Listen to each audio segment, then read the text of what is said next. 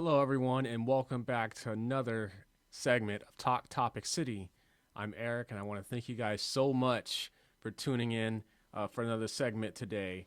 And in this segment, I like to cover something that we've all experienced at some points in our lives, and that is being flaked out on. And that's going to be the title of this segment, Flakiness. So, what does flakiness means? What does that term means? Well, in the simplest terms, being flaky is not sticking to your word, not sticking to your promises. If you guys made plans to hang out, not following through. It can be with your family, it can be with your friends, or even on your job, right? You don't follow through. So that's what the term flakiness comes from, and it comes from many different shapes or forms, right? We can even be flaky when it comes to our homework, or like I said, when you want to hang out with your friends, you hang out with your family, you make plans with your family, or they ask you, hey, go mow the lawn, and you're like, okay, I'll do it, but then the lawn's still not cut.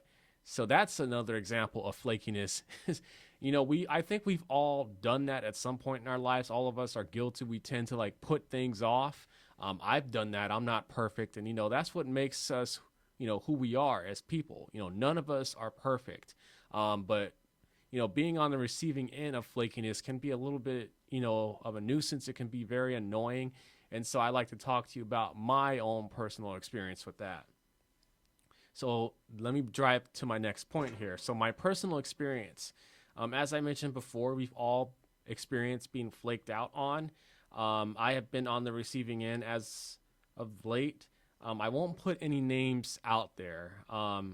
It's been very frustrating when we plan to hang out. When I plan to hang out with a friend, I will receive a call or a text saying that, oh, I changed my mind. Maybe we'll do it next week, or oh, something came up. And when I was younger, it made me a little bit angry because I didn't have a lot of friends. I have a small group of friends, and I didn't have a lot of friends. And when I received that text, I kind of took it personal. I was a little upset because I was looking forward to hanging out. But as I gotten older, I realized that, hey, people have things going on in their lives, and I don't have to depend on anybody to make myself happy. If I want to go out and do something, I can do it myself. I just look forward to the being able to collaborate, meeting with people, hanging out with them. I think it makes it more fun. So I think that's what I was, my point of view was, is that, hey, I get to hang out with my friend. We're going to go out for lunch. We're going to do this. We're going to do that. But then, when that doesn't happen, you become a little disappointed because you're looking forward to just, hanging out with them. And that's what I was struggling with. But as I gotten older, I became to be more, understanding and realizing that people have their own lives and things that they deal with. And I've learned to like not depend on someone else to, make me happy. If I want to go out to the park or if I want to go out to the movies, I'll do that myself. Um, and then another thing too is that when we plan to hang out, when I want to hang out, um, he's not in the mood, or something came up, or he's like, nah, I don't feel like going. But then I'll receive a call when they want to hang out. Hey, let's do this. You want to do this? And then like I'm available, but then when I want to do something, um, they're not available. So it was a little bit frustrating because um, I feel like it's not like 50-50. It's like 100-0, because like when he's like in the mood and wants to do something, like I'll hang out with him. But then like when I suggest, hey, let's go out for lunch, I'll pay for it. I'll pick you up. I'll do this. But then like he doesn't want to do it. So it's very, frustrating and exhausting. Um, and how I handle it. In the past, as I said, it used to piss me off because, I didn't have a lot of friends. Um, I have a few. I'm not trying to sell myself short.